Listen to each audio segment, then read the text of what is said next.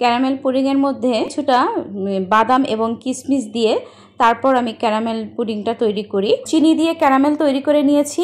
Dice আপনাদের ইচ্ছা মতো দিবেন। আমি হার্ট শেপের আজকে তৈরি করছি। এখানে কিছু কাঠবাদাম কুচি করে নিচ্ছি। ক্যারামেলটা তৈরি হয়ে গেছে, নামিয়ে নিয়েছি। ক্যারামেলটা পুরোপুরি ঠান্ডা করা যাবে না, গরম থাকা অবস্থায় কিশমিশ এবং কাঠবাদাম দিয়ে দিচ্ছি। এগুলো যেন ভালোভাবে লেগে যায়, একটু চাপ দিয়ে দিচ্ছি। ডিম দুধের মিশ্রণটা আমি ছাঁকনি দিয়ে ছেঁকে দিয়েছি, তাহলে মিশ্রণটা একদম মসৃণ হবে। গরম পানির মধ্যে পুডিংটা বসিয়ে দিলাম।